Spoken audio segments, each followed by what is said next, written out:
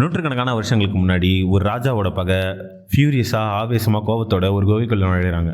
அங்கே அவங்க ஒரு எதிரி நாட்டையோ வேற எதையும் அட்டாக் பண்ண வரல, அவங்க அட்டாக் பண்ண வந்து ஒரு விலங்கு. இவங்க எதிர்பார்த்த மாதிரி அது சாதாரண விலங்கு இல்லை, அது நெருப்பை காக்கக்கூடிய ஒரு டிராகன். அது முன்னாடி மண்டி போட்ட ராஜா, இது எங்களை பழைக்க விடு, எங்கள் மக்களை வாழ விடு, உனக்கு நான் என்ன வேணா செய்கிறேன்னு சொல்லி கெஞ்சினான். அந்த டிராகன் அந்த ராஜாவையும் அந்த நாட்டு மக்களையும் மன்னிச்சுதா. அது அவங்கள அங்கே வாழ விடுறதுக்கு பதில் என்ன தனக்கு வேணும்னு கேட்டுச்சு. இதுதான் டேம்சல் படத்தோட கதை. கதைக்குள்ளே போகிறதுக்கு முன்னாடி வீடியோ பிடிச்சிருந்தா லைக் பண்ணுங்கள், ஷேர் பண்ணுங்கள், மறக்காமல் சப்ஸ்கிரைப் பண்ணுங்கள். இப்போ நம்ம கதைக்குள்ளே போகலாம். முதல் நடந்த சம்பவத்துக்கு சில நூற்றாண்டுகளுக்கு அப்புறம் தூர தேசத்தில் வாழற ஒரு பிரின்சஸ் தான் எலோடி. எலோடியோட தேசம் தீவிர வறுமையில் இருக்குது, பஞ்சத்தால் அடிபட்டிருக்கு. அது ஒரு சின்ன ராஜாங்கம் தான். வறுமையை போக்க என்ன செய்யுதுன்னு தெரியாமல் முடிச்சுட்டு இருந்த எலோடியோட அப்பா கிங் பேஃபர்டுக்கு ஒரு ஆஃபர் வருது. முதல்ல பார்த்தோம்ல, டிராகன் கூட சண்டை போட போன ராஜா, அது வந்து ஒரு பெரிய தேசம். அந்த தேசத்துலேருந்து இவங்களுக்கு ஒரு ஆஃபர் வருது.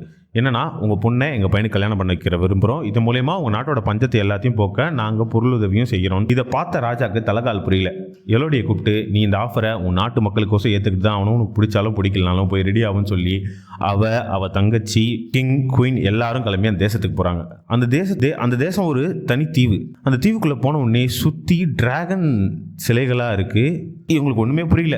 சரி, என்னென்னு உள்ளே போய் பார்த்தா தெரிஞ்சுன்னு சொல்லிட்டு அந்த தேசத்துக்கு போகிறாங்க. அந்த தேசம் மிகுந்த வளம் மிகுந்ததாகவும் பச்சை பசியல்னு நல்ல செழிப்போட இருக்குது. சரி, நம்ம பொண்ணு நல்ல இடத்துல தான் கட்டி கொடுக்க போகிறோன்னு சொல்லிட்டு கேசலுக்கு போகிறாங்க. கேசல் இவங்களை வரவேற்று ராஜ மரியாதை கொடுக்குறாங்க. இவங்களுக்கு தனி ரூம்ஸ்லாம் கொடுத்தாங்க, தங்க வைக்கிறாங்க. இந்த எல்லா புது சுகபோகங்களையும் எலோடி அடாப்ட் பண்ணிக்கிறா, அதுக்கு பழகிறா. அப்போ அவளோட ரூம்லேருந்து எட்டி பார்த்தா எதிரில் இன்னொரு பொண்ணு இருக்கா. அவகிட்ட இவ சும்மா ஹாய் மட்டும் சொல்லிட்டு வந்துடுறா. நைட்டு இவ தூக்கம் வராமல் முடிச்சுட்டு இருக்க சொல்ல தூரத்தில் ஒரு குகையில் லைட் எரியத்தை பார்த்தா அங்கே ஏதோ சடங்கு நடக்கிற மாதிரி அவளுக்கு தெரிஞ்சுது. என்ன ஏதுன்னு தெரியாமல் அவள் வந்து படுத்து தூங்கிடுறா. அடுத்த நாள் காலையில் அவள் போய் மகாராணியை பார்க்குறா. மகாராணி கொஞ்சம் ரூடாக நடந்துக்கிறாங்க இவகிட்ட. அவங்க அது மட்டும் இல்லாமல் அவங்க ஸ்டெப் மதர்கிட்டையும் அவங்க ரூடாக தான் நடந்துக்கிறாங்க. பட் வேறு வழியில் கல்யாணம் பண்ணிக்க போகிறோம், நாட்டுக்கோசம் கல்யாணம் பண்ணிக்க போகிறோம், நம்ம என்ன எக்ஸ்பெக்ட் பண்ண முடியும்னு சொல்லிட்டு எலோடி அவங்கள சிரிச்ச முகத்தோட வரவேற்றுக்கிறா.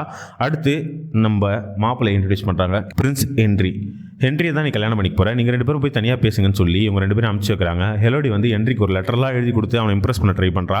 ஸோ அவங்க ஹென்றி என்ன சொல்கிறான், சரிவா நம்ம 2 பேரும் குதிரை எடுத்துகிட்டு போகலான்னு சொல்லி குதிரை எடுத்துகிட்டு போய் அவங்க தேசத்தை வந்து ஹென்றி வந்து ஹெலோடிக்கு சுற்றி காட்டுறான். இது எல்லாம் பார்த்து அவங்களுக்குள்ள ஒரு சின்ன அண்டர்ஸ்டாண்டிங் வந்து எலோடிக்கு இந்த திருமணத்து மேலே நம்பிக்கை வருது. கட்டு அரண்மனையில் எலோடியோட அப்பாவை கூப்பிட்டு மகாராணி பேசுகிறாங்க. அவங்க பேசி முடிச்சப்பறம் எலோடியோட அப்பா மிகுந்த எப்படி சொல்கிறது, ஒரு டென்ஷனாக வெளில வராரு. என்ன ஆச்சுன்னு எலோடியோட ஸ்டெப் மதர் கேட்க, எல்லாம் நல்ல விஷயம் தான், நமக்கு தேவையான தங்கத்தை தரேன்னு சொல்லிட்டாங்க, நம்ம சீக்கிரமே நாட்டு கிளம்பணும் கல்யாணம் முடிஞ்சோன்னு. சரி, நல்ல விஷயம் தானே, நீங்கள் எப்படி டென்ஸ்டாக இருக்கீங்கன்னு கேட்க அதுக்கு அவன் பதில் சொல்லாமல் போயிடுறான். அவன் எலோடியோட ஸ்டெப் மதருக்கு டவுட்டாகவே இருக்குது. அவங்க எலோடி கிட்ட போயும், எனக்கு எதுவும் இது சரியாக படலடி, உனக்கு இப்பயே இந்த கல்யாணத்தை நிறுத்தணும்னா சொல்லு, நிறுத்திடலாம், நீ ஒன்றும் இவ்வளோ பெரிய சாக்ரிஃபைஸை பண்ண தேவையில்லைன்னு சொல்ல எலோடி வந்து அதெல்லாம் ஒன்றும் பிரச்சனை இல்லைம்மா, பார்த்துக்கலாம், என்ன பண்ணுற போகிறாங்க பெருசான்னு சொல்லிட்டு கல்யாணத்துக்கு சபதிக்கிறா. கல்யாணத்துக்கு ரெடியாக ஆகிறா. அவளை ப்ராப்பராக பிரின்சஸ் அட்டையரில் ட்ரெஸ் பண்ணுறாங்க. திருமண உறுதிமொழி எடுத்துக்கிறாங்க. எலோடியும் ஹென்ரியும் கல்யாணம் முடியுது. கல்யாணம் முடிஞ்சவனே நமக்கு ஒரு சின்ன சடங்கு இருக்குன்னு சொல்லிட்டு இவங்களை கூட்டிட்டு அந்த குகைக்கு போகிறாங்க. முன்னாள் நைட் எலோடி பார்த்தால அதே குகைக்கு. அங்கே போனால் மாஸ்க் போட்டுட்டு நிறைய வித்தியாசமான ஸ்ட்ரேஞ்சான மனிதர்கள் இருக்காங்க. அவங்க முன்னாடி புதுசாக ஒரு உறுதிமொழி எடுத்துக்கிறாங்க. அந்த சடங்கின் போது பிரின்ஸ் ஹென்ரியோட கையை வெட்டி எலோடியோட கையை வெட்டி 2 கையும் ஒன்று சேர்த்து அவளும் ராயல் பிளட் தான் அனௌன்ஸ் பண்ண அப்புறம் எலோடி கிட்ட ஒரு காயினை கொடுத்து இந்த காயினை தூக்கி அந்த பள்ளத்தில் போடுன்னு சொல்கிறாங்க. எலோடி எதுக்குன்னு கேட்க, இது ஒரு சின்ன ரிச்சுவல் தான் போடுன்னு சொல்ல அவள் அந்த காயினை தூக்கி போடுறா. அது கீழே வந்து டங்குன்னு சவுண்ட் எழுப்புது. இதுக்கப்புறம் பிரின்ஸ் ஹென்றி ஹெலோடியை தூக்கிட்டு குதிரை வண்டி வரைக்கும் போனோம், இதுவும் ஒரு ரிச்சுவல் தான், நீ அவனை தூக்கின்னு போடான்னு சொல்ல ஹெலோடி இது ஏதோ ஒரு ரொமான்டிக்கான விஷயம் போல இருக்குன்னு நினச்சி அவன் தோளில் சாஞ்சிக்கிட்டே வரா. திடீர்னு அந்த காயினை தூக்கி போட்ட பள்ளத்திலேயே எலோடியும் தூக்கி போட்டுறான் பிரின்ஸ் ஹென்றி. கீழே இந்த எலோடிக்கு ஒன்றுமே புரியல, எதுக்கு இவன் நம்மளை பள்ளத்தில் தூக்கி போட்டு கொல்ல பார்க்குறான்னு. சுற்றி பார்த்தா அதேமாரி 10-20 காயின்ஸ் இருக்குது. என்ன இடத்துல வந்து நம்ம மாற்றிருக்கோன்னே தெரியாமல் எலோடி அங்கேருந்து தப்பிச்சு போக ட்ரை பண்ணுறா. அவளால் முடியல. சரி, இந்த குகைக்குள்ளே போய் எதனா வழி இருக்கான்னு யோசிச்ச எலோடி அந்த குகைக்குள்ளே போகிறா. முதல்ல ஒரே ஒரு குருவி தீ பிடிச்சி வந்து அவன் முன்னாடி விழுது. அதை எடுத்து காப்பாற்றலான்னு நினைக்கிற அது தொடர்ந்து 100கணக்கான குருவிங்க நெருப்போட பறந்து வந்து விழுதுங்க.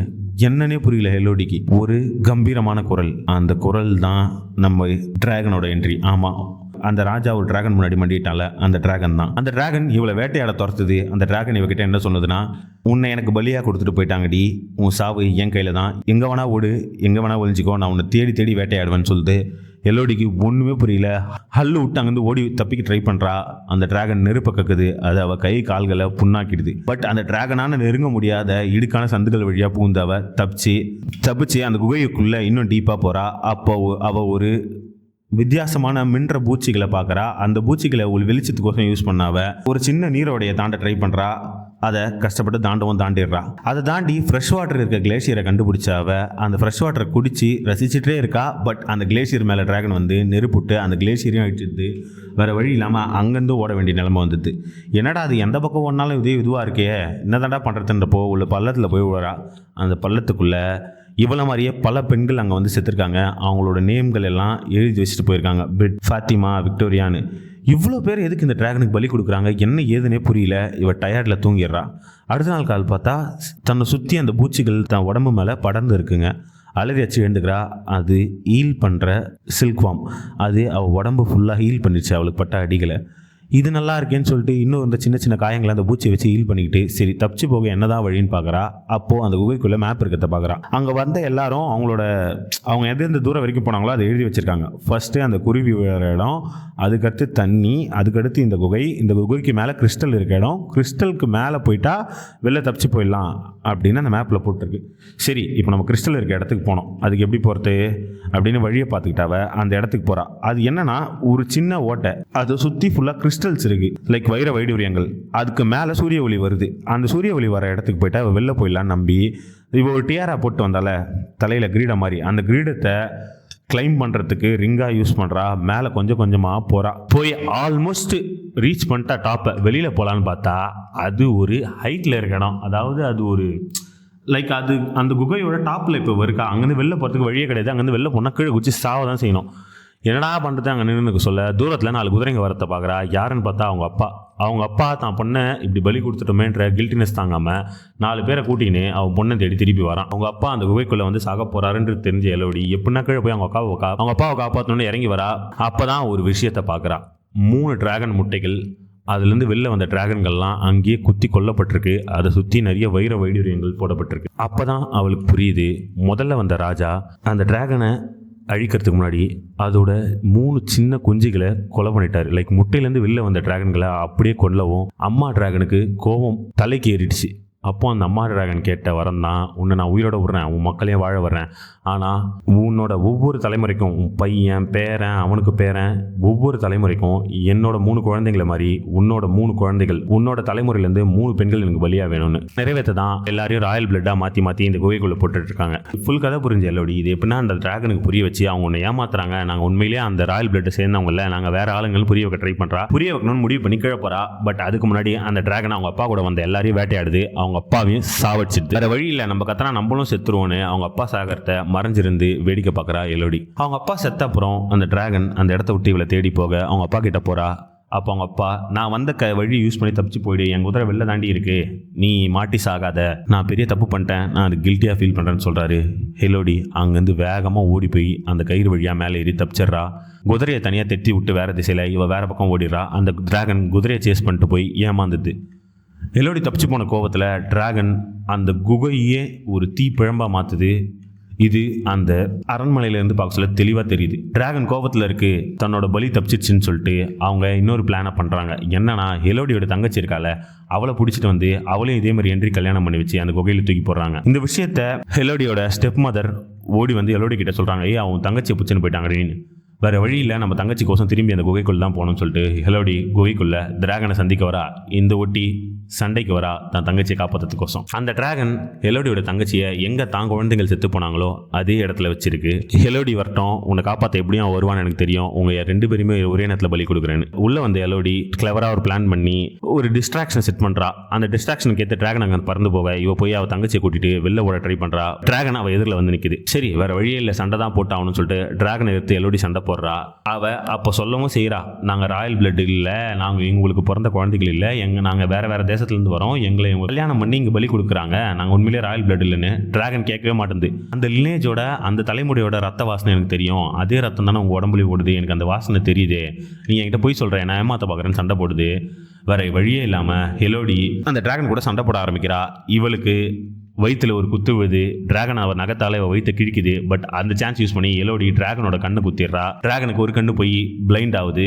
அதையே யூஸ் பண்ணி அதோட கையையும் கிழிச்சிடுறா. ஸோ இப்போ டிராகன் ஒரு பக்கம் நொண்டுது, ஒரு கண்ணு தெரில. அது ரொம்ப வல்னரபிளா இருக்குன்றத புரிஞ்சுக்கிட்ட எலோடி குகையோட ஒரு மூலைக்கு போய் நிற்கிறா. அங்குக்கு என்ன இருக்குன்னா, டிராகன் விட்ட நெருப்பால பாறைகள் மெல்ட் ஆகி விழுந்துருக்கு. அந்த இடம் எப்படி இருக்குன்னா ஒரு கர்வ் மாதிரி இருக்கு, லைக் இப்படி யூ மாதிரி. ஸோ அந்த இடத்துல எது போனாலும் அது ரிட்டர்ன் வரும். இதை பார்த்த எலோடி அந்த சான்ஸ் யூஸ் பண்ணி அங்கே போய் நின்று என்னை வந்து கொண்டுன்னு சொல்லி டிராகன் கிட்ட சொல்ல, டிராகனும் அவன் மேலே நெருப்பை விட எலோடி கரெக்டான டைமில் ஜம்ப் பண்ணிடுறா. அந்த நெருப்பு டிராகன் மேலே விழுந்தது. டிராகனோட ஒரு பக்கம் ஃபுல்லாக தீஞ்சு போய் டிராகன் கீழே வந்து கிடக்கு. இப்போ எலோடி டிராகன் கிட்ட போய் பேசுறா. நீ என்னை நம்பல, அவங்களோட ரத்தம் எங்கள் உடம்புல ஓடுதுன்னு உன்னை எப்படி நம்ப வைக்கிறாங்க தெரியுமா? என் கையை பாரு, என் தங்கச்சி கையை பாரு, எங்கள் எல்லார் கையிலும் இதே மாதிரி ஒரு கட்டு இருக்குது. இதில் கட்டை பண்ணி அந்த பிரின்ஸோட ரத்தத்தை எங்கள் ரத்தத்தில் கலக்க வச்சுக்கிறது மூலம் தான் உன்னை ஏமாத்துறாங்க. நீ இவ்வளோ நாள் ஏமாந்து தான் போயிருக்க. நீ உண்மையிலே பழிவாங்கலை. நீ கொன்னதெல்லாம் அப்பாவி பெண்கள்னு சொல்ல அந்த டிராகன் கில்ட் ஆகி, சரி அப்போ நான் ஆல்ரெடி பாதி செத்துட்டேன், என் கதையை முடிச்சுடு, என்னை கொன்னுடு, நான் பண்ண பாவத்துக்கு எல்லாம் என்னோட முடிஞ்சு போகட்டும்னு சொல்கிறா. பட் எலோடி மனம் மாறுறா. தன்னோட 3 குழந்தைகளை இழந்ததுனால தானே அந்த டிராகன் இப்படி ஆச்சு. அதுக்கு அடுத்த வாரிசே இல்லை. அதோட இனமயத்தோட அழிய போடு இந்த கோவம் தான் அதை இந்த நிலைமை கொண்டு வந்திருக்கு. நம்ம அதை கொல்லக்கூடாதுன்னு சொல்லி அந்த பட்டு பூச்சிகள் இருக்குல்ல, அதை கொண்டு வந்து அந்த டிராகன் மேலே போட்டு டிராகனை ஹீல் பண்ணுறா. ஹீல் பண்ண டிராகனை உனக்கு உண்மையிலே பழி தானே வாங்கணும், என் கூட வான்னு சொல்லி கூட்டிகிட்டு கிளம்புறா. அரண்மனைக்கு போனால் அங்கே இன்னொரு கல்யாணம் நடந்துகிட்டு இருக்குது. 3வது பெண் அவளை பலி கொடுக்க. எலோடி பொழைச்சிட்டால. ஸோ இது வரைக்கும் 2 பெண்கள் தான் பலி கொடுத்துருக்கோம். ஃபஸ்ட்டு ஒரு பொண்ணு கேசல் இருந்தால அத்தை எலோடியோட தங்கச்சி. ஸோ 3வது பொண்ணை பலி கொடுக்கணும்னு சொல்லிட்டு அங்கே கல்யாணம் நடந்துருக்கு. கல்யாணத்தில் ஆல்மோஸ்ட் மோதிரம் மாத்திர டைமில் உள்ள ஒரு காயின் வந்து விழுது சுண்டி. அந்த காயினை பார்த்தா இவங்க குகைக்குள்ளே போட்டால் அதே காயின். யாரா அந்த காயினை வெளில எடுத்து திரும்பி பார்த்தா மாசா என்ட்ரி கொடுக்குறா எலோடி. அந்த அகம்பாவம் பிடிச்ச ராணி வந்து என்ன இப்போ நினைச்சு டிராகன் கிட்ட தப்பிச்சு வந்துட்டா உன்னை பார்த்து நாங்களாம் பயந்தனமா?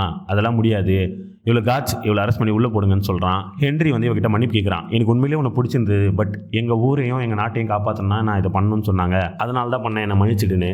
அவங்க எல்லாருக்கும் ஹெர்டி ஒரே விஷயம் தான் சொல்கிறான். உங்கள் எல்லாருக்கும் நான் இங்கேருந்து தப்பிச்சு போகிறதுக்கு 10 நிமிஷம் தரேன், முடிஞ்சால் ஓடுங்க, இல்லைனா நீங்களாம் இங்கேயே இருந்து சாவுங்கன்னு அவன் அந்த டைலாக் சொல்லி முடிக்க சொல்லியே மேலே வந்து டிராகன் உட்காருது. இவங்க மொத்த பேரையும் கோவமாக பார்த்துக்கிட்டே தன்னோட ஃபியூரியஸான நெருப்பு குழம்புகளை கக்குது. அங்கேருந்து எல்லாரும் அழிஞ்சு போகிறாங்க. அந்த ராணி உட்பட, ராஜா உட்பட, அந்த அரண்மனை மாளிகை எல்லாமே அழிஞ்சு சாம்பலாக போகுது. எலோடி மட்டும் உயிரோட வெளில வரா. அவளுக்கு மேலே நிழலாக அந்த டிராகன் பறந்து வருது. வெற்றிகரமாக தன் நாட்டையும் மஞ்சத்துலேருந்து காப்பாற்றினவ அந்த டிராகனையும் காப்பாற்றிட்டா. இப்போ அந்த டிராகன் அவளுக்கு பெட்டாயிடுச்சு. அவள் தன்னோட நீண்ட நாள் ஆசையான இந்த உலகத்தை சுற்றி பார்க்குற வேலைக்கு கிளம்புறா. டிராகன் அவ கூடயே கப்பல் பின்னாடியே பறந்து வருது. இதுதான் டேம்சல் 2024 வந்த படத்தோட கதை. ஆக்சுவலா இந்த படத்துல லீட் ரோல் பண்ணியிருக்கிறது வந்து ஸ்ட்ரேஞ்சர் திங்ஸ்ல 11 நடிச்ச மில்லி பாபி பிரவுன். அவளுக்கோசம் அந்த படத்தையே பார்த்தேன். லைக் குவைட் என்டர்டைனிங்காகவே இருந்தது. உங்களுக்கு வேணும்னா அந்த படத்தை செக் பண்ணி பாருங்க. இது நெட்ஃபிளிக்ஸ்ல இருக்கு. வீடியோ பிடிச்சிருந்தா மறக்காம சேனலை லைக் பண்ணுங்க, ஷேர் பண்ணுங்க, சப்ஸ்கிரைப் பண்ணுங்க. அடுத்து என்ன படம் பண்ணணும், உங்களுக்கு எதனா சஜஷன்ஸ் இருந்தாலும் கமெண்ட்ல சொல்லுங்க. தேங்க்யூ.